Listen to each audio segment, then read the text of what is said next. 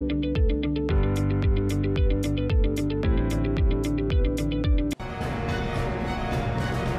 community urged to unite in ending Israel's violence. US and China kick off latest round of trade talks.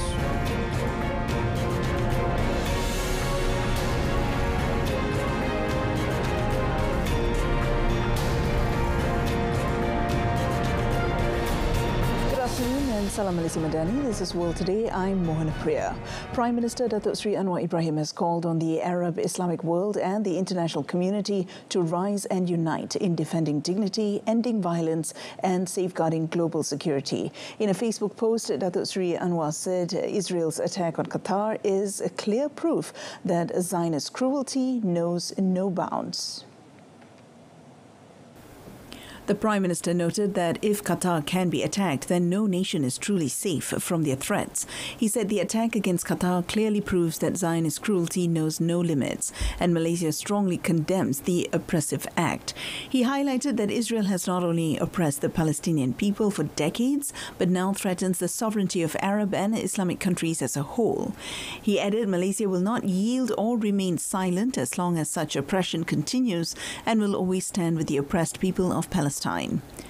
Earlier, Datuk Sri Anwar arrived in Doha to attend the extraordinary Arab Islamic Summit, which will convene leaders and representatives of Organisation of Islamic Cooperation member states.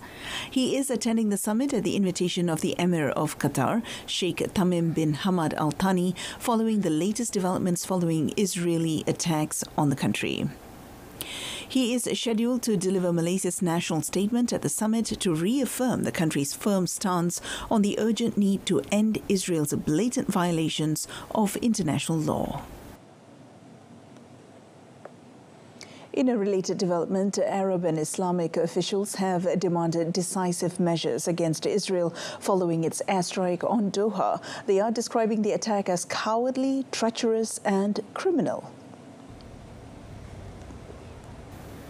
Addressing a ministerial meeting in Doha, Arab League Secretary General Ahmad Abu Ghaid said Israel has become more confident due to the disgraceful inaction and silence from the international community. He urged Arab and Islamic states to work together to halt what he called Israel's criminal war machine and end the ongoing disgraceful war. Organisation of Islamic Cooperation Secretary General Hussein Brahim Taha expressed full solidarity with Qatar and stressed that the international community must take firm action against Israel.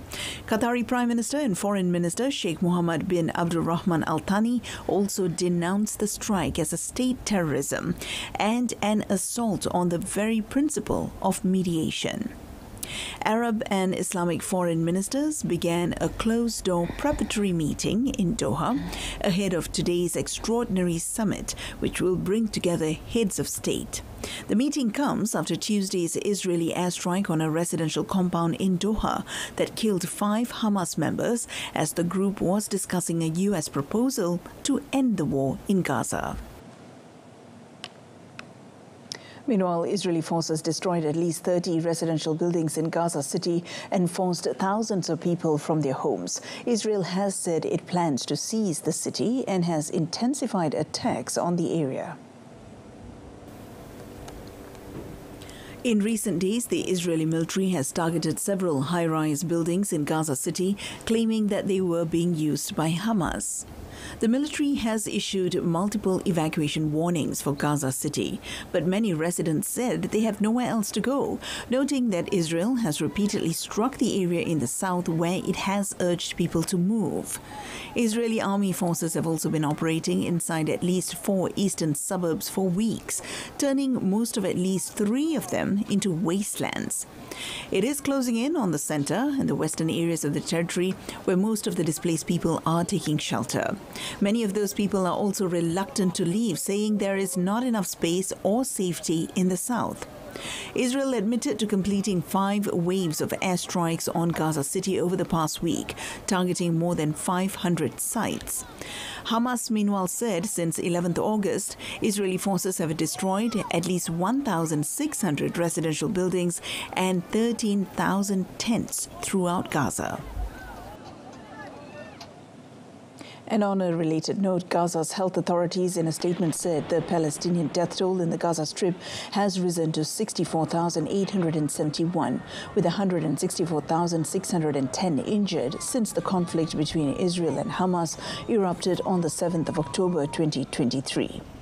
According to Gaza's health ministry, over the past 24 hours, Israeli attacks in Gaza have killed at least 68 people and injured 346 others. The authorities added that of those casualties, 10 were killed and 8 wounded while seeking food at aid distribution sites. They explained that since the US-backed Gaza Humanitarian Foundation began distributing aid on 27th May, 2,498 people seeking aid have been killed and 18,135 injured. 2 ships set sail from the Greek island of Syros to join the global Sumud flotilla, an international mission aiming to break the Israeli blockade of Gaza and deliver humanitarian aid.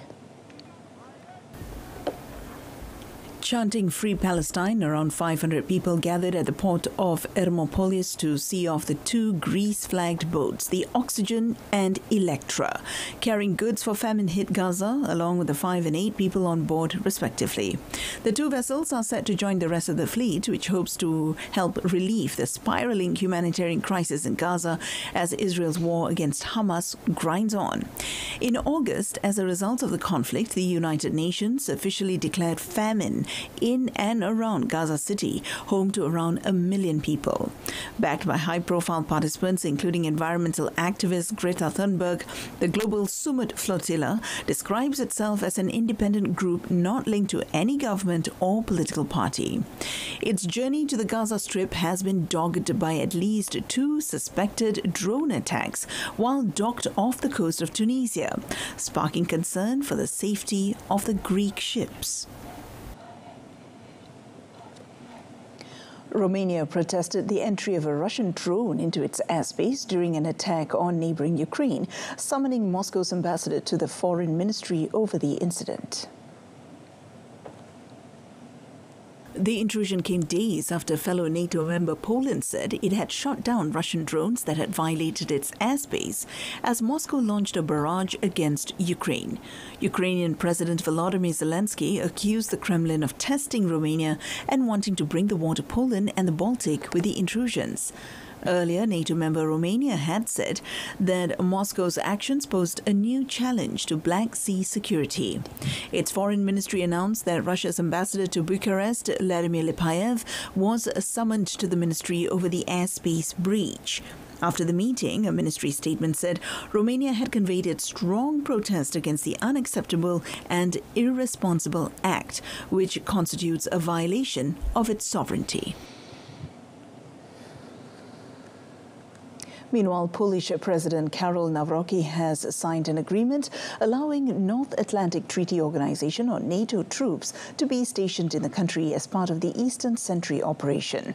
Poland's National Security Bureau announced the matter and explained that the specific arrangements and details of the deployment decision are confidential and will not be disclosed.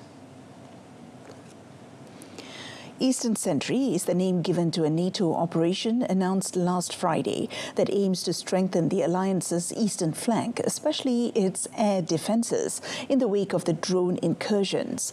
These actions come a day after Polish authorities said 19 Russian drones entered the country's airspace.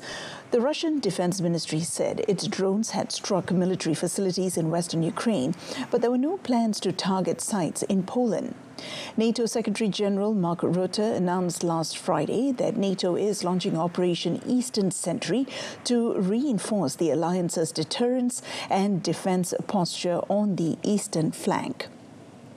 Poland already hosts military personnel and equipment from other NATO member states on its territory, including around 10,000 U.S. troops, Dutch F-35s, and German Patriot batteries. North Korea said its status as a nuclear-armed state is permanently enshrined in its law and irreversible, condemning the U.S. for demanding its denuclearization. The North Korea's UN mission said recently at a meeting of the International Atomic Energy Agency's Board of Governors, the US once again committed a political provocation by branding North Korea's possession of nuclear weapons as illegal and clamoring about denuclearization. It said the status of North Korea as a nuclear-armed state enshrined permanently in the nation's supreme and fundamental law has become irreversible, noting the country has not had official relations with the nuclear watchdog for more than 30 years. It added the IAEA has neither the legal authority nor the moral justification to interfere in the internal affairs of a nuclear-armed state that exists outside the Nuclear Non-Proliferation Treaty. North Korea withdrew from the IAEA in 1994 after a standoff over nuclear inspections, claiming that the agency was being used by Washington to infringe on its sovereignty.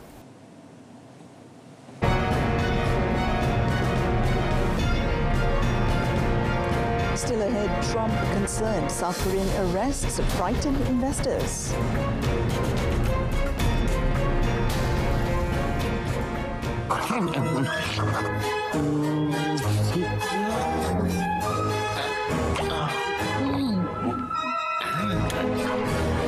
Lebih menjimatkan memasak dengan jerit penuh.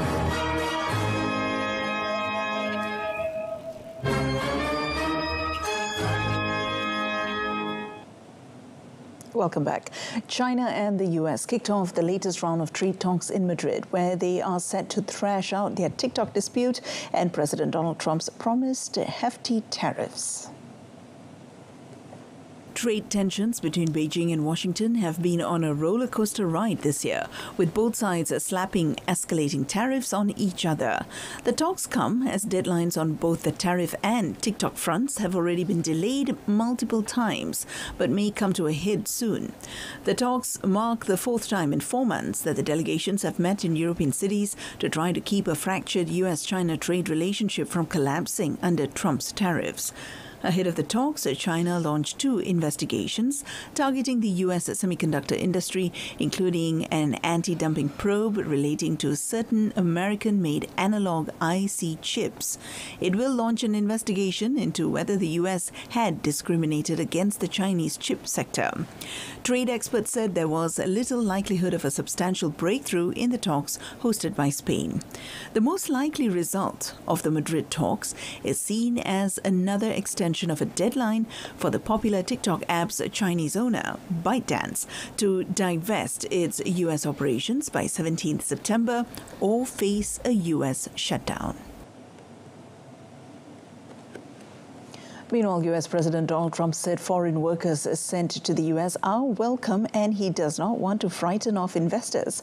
10 days after hundreds of South Koreans were arrested at a work site in Georgia. Some 475 people, mostly South Korean nationals, were arrested at the construction site of an electric vehicle battery factory operated by Hyundai LG in the southeastern U.S. state of Georgia on the 4th of September. Immigration and customs enforcement officials alleged the South Koreans had overstayed their visas or held permits that did not allow them to perform manual labor. The Georgia raid was the largest single-site operation conducted since Trump launched a sweeping immigration crackdown across the country. Although the U.S. decided against deportation, images of the workers being chained and handcuffed during the raid caused widespread alarm in South Korea. South Korean President Lee Jae-myung called the raid bewildering and warned that the raid could discourage future investment.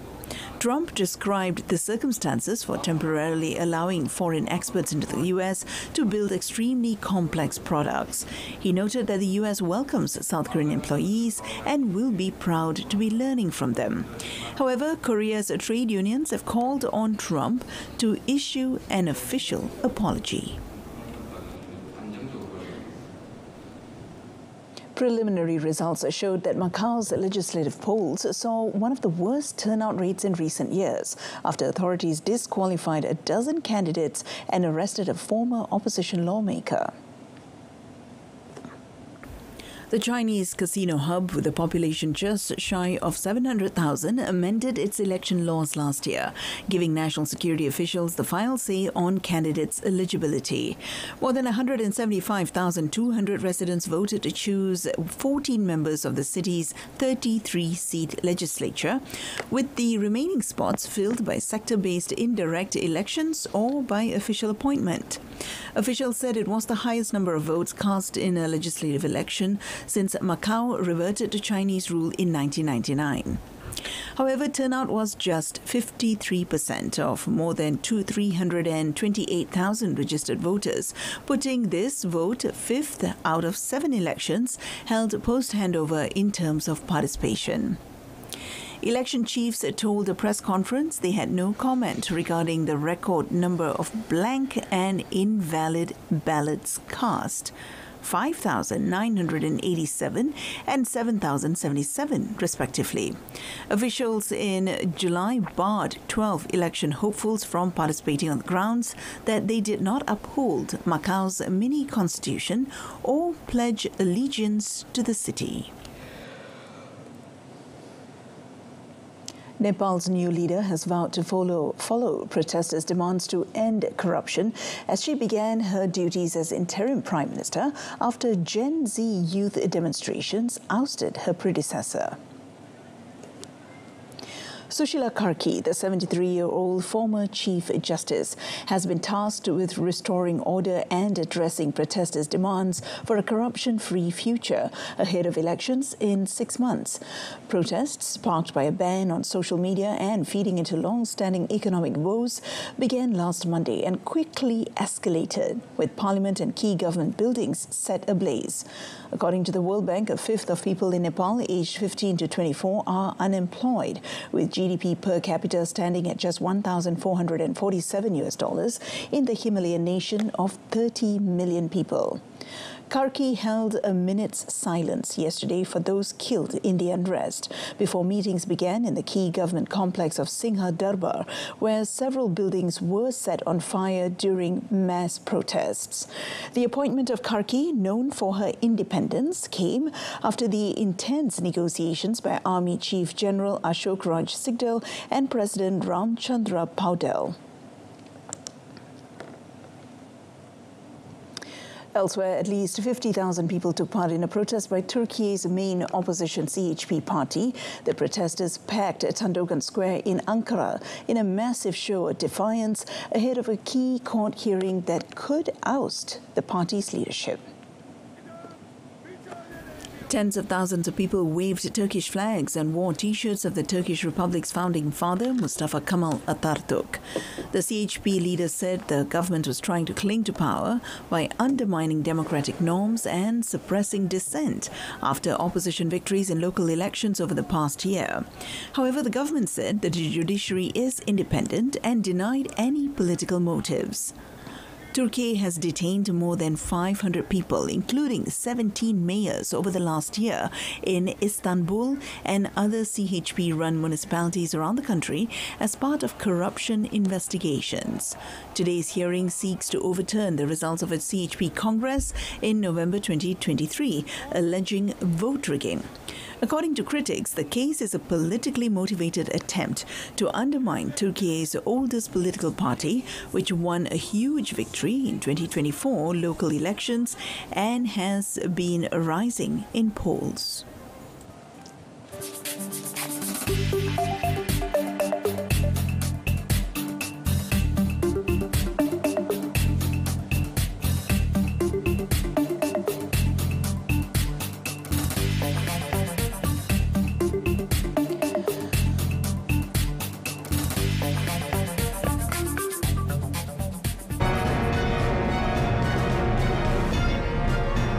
Coming up in sports, historic win for Malaysia at Asian Canoe Polo Championships.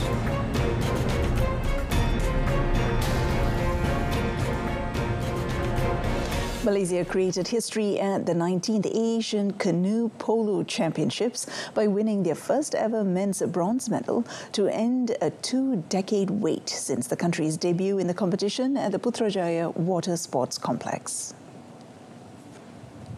The national team defeated Singapore 2-0 in the bronze medal playoff after narrowly losing 2-4 to Japan in the semi-finals earlier.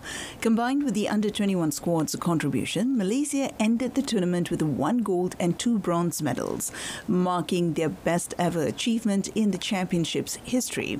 The national women's under-21 team delivered Malaysia's first gold medal since their debut in 2005, while the men's under-21 side settled for bronze.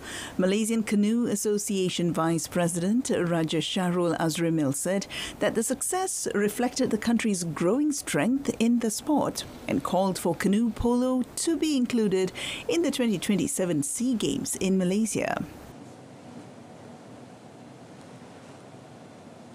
And moving on to badminton, national junior men's doubles pair Muhammad Faik Haziq Masawi and Loh Hong Kwan were crowned as the Malaysia International Series 2025 champions in Iskandar Putri, Johor. The 2024 Malaysia Games gold medalists lived up to the billing as the tournament's top seeds by surviving a rubber game duel against a South Korean pair, Kim Jeng Hyun and Lee Sang-won, winning 21-16, 19-21, 21-14 in 1 hour 2 minutes at the Edu City Sports Complex to secure their maiden international title. Muhammad Faik Hong Kwan, both aged 19, pocketed $720 for their win, while their opponents took home $420.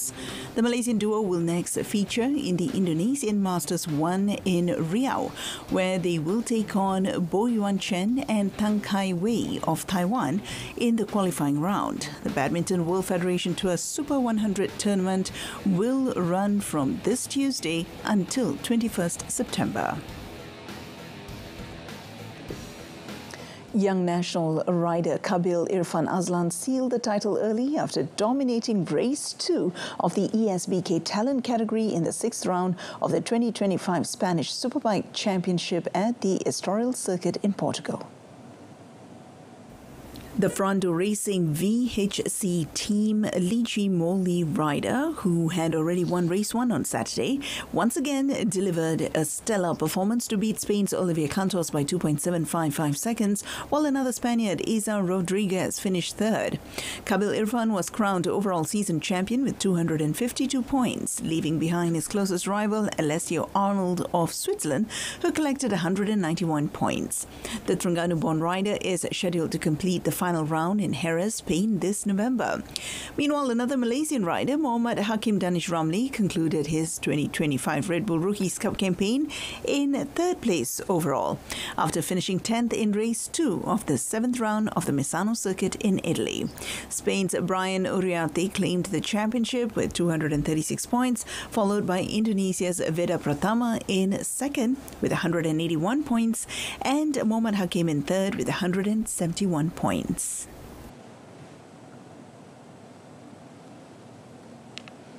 Meanwhile, Ducati's Marc Marquez resisted a spirited challenge from Aprilia's Marco Bezzecchi to win the San Marino Grand Prix, taking his revenge after crashing out of the lead in Saturday's sprint and inching closer to the MotoGP title.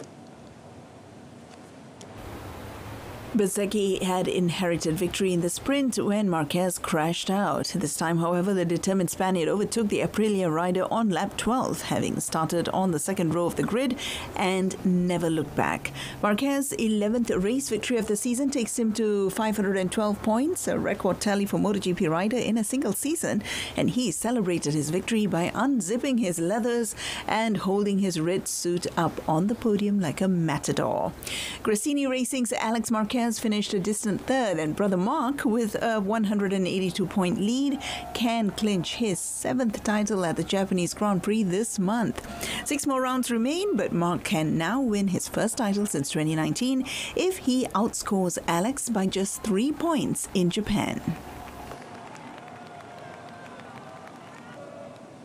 And moving on to football, Mohamed Salah's stoppage time penalty ensured Liverpool maintained their winning start to the Premier League season with a 1-0 victory at promoted side Burnley. With British record signing Alexander Isak forced to wait for his Liverpool debut, having been left out of the squad for the trip to Lancashire, the champions struggled to break down a dogged home side in the first half. After a regroup at the break, the visitors upped the ante in the second half, with Dominic Szoboszlai finally forcing a fine save from Martin Dubravka in the Burnley goal. Burnley were holding on for a well-earned point with ease before the ball agonizingly struck substitute Hannibal Mejri's arm in the penalty area, and Salah slotted the spot kick into the net in the 95th minute to break home hearts. Salah has now scored 188 Premier League goals, moving ahead of Andrew Cole into outright fourth in the goal top scorers chart. Liverpool are still to really get going this season, requiring a winner in the last 10 minutes of all 4 of their league victories so far. The goal that clinched an undeserved success at the Turf Moor was certainly the most fortunate. Nonetheless, the champions' impressive Premier League goal-scoring streak stretches to 38 games, their longest such run in the competition. And in another match, Manchester City's goal-scoring machine Erling Haaland struck twice in a 3-0 Premier League thrashing of Manchester United, giving Pep Guardiola's side bragging rights in the latest edition of the derby. The match lacked the intrigue of derbies past, with both teams going into the game mid-table after sputtering starts. Phil Foden scored for City in his first start of the season, heading in Jeremy Doku's cross in the 18th minute. Doku squeezed brilliantly through United's defence and had his first cross blocked out, but dug out a second that Foden leapt to guide in. Haaland, who has a remarkable 7 goals this week for club and country, scored his first goal of the match in the 53rd minute when Doku muscled past Lenny Yoro before sliding a pass to the big Norwegian, who chipped the ball over goalkeeper Altay Bayindir. The 25-year-old, who ran at United's defence like a bulldozer all day, completed his double in the 68th minute when the visitors lost the ball. Haaland, lining up at the centre circle, easily outsprinted Harry Maguire to Bernardo Silva's ball forward for another one-on-one with Bayindir. City climbed to 8th with just their second win from 4 matches, while United are 14th with just 1 victory. Elsewhere, Sadio Mane and Inigo Martinez were on the score sheet as Al Nassr beat Al Kholoud 2-0 in the Saudi Pro League. The Senegalese forward combined with new recruit Kingsley Coman, playing a quick 1-2 before rolling to the ensuring shot into the bottom corner to put the hosts in front 7 minutes into the second half. Martinez, another summer signing for Jorge Jesus' side, then headed in from an 81st goal corner to make it 2-0 and open his account in Saudi Arabia. The former Athletic Bilbao and Barcelona defender soon turned from hero to villain, however, conceding a penalty 5 minutes later, but goalkeeper Ragid Al Najjar stepped up and saved the attempt from Miazani Maulida to keep a clean sheet. The result sees Al Nassr top the table on goal difference as one of 3 teams with 2 wins from 2 matches to start the new season. Al Kholoud, meanwhile, sits second from bottom with no points from their first 2 matches. It's a poor penny, but Niger, he does ever so well. And that wraps up World Today. In our top story, international community urged to unite in ending Israel's violence. Tune in to Malaysia Tonight, coming up at 8:30 p.m. on TV1 and Saluran Berita RTM. Till then, I'm Mohana Priya, Malaysia Madani, Rakyat di Santuni. Thank you for your company.